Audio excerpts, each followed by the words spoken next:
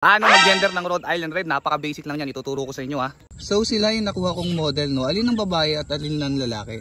Ako unang tingin ko pa lang, alam ko na kung sino ang lalaki dyan. Possible na lalaki. 90% accuracy itong ginagawa ko. Saan ko nakuha to? Dahil po sa aking experience sa pag-aalaga ng Rhode Island Red. Dami ko nang nakitang CCU. So parang nalalaman ko na kung alin ng babae at lalaki. Ang dami kong sinabi. So eto, ayan, ay possible na babae. And para sa akin, babae to. Paano ko po nasabing babae to? No? 2 weeks old pa lang, kung nasabi mo ng babae, wala pang ampalong. Paano ko nalaman? Sa buntot. Okay, number 1 po sa buntot. Bakit? Kasi bata pa siya eh. Bakit may buntot na siya? Okay? Pag sinearch niya sa Google or sa according sa science, no? Ang mga babaeng sisiw na kahit anong manok, no?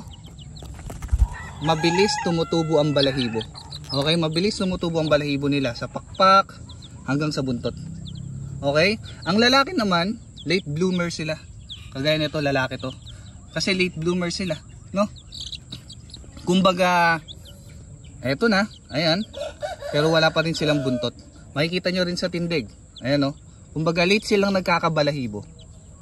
Ayan, no? Tingnan nyo, mas malago ang balahibo na itong babae. Ayan, yung pakpak dyan, napupunta na hanggang buntot. Pero itong si lalaki, hanggang dito lang. Pero tingnan nyo yung tindig na itong dalawa. No?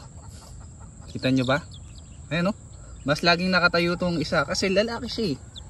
Diba? Ito naman babae natin. Ayan, no? May buntot na.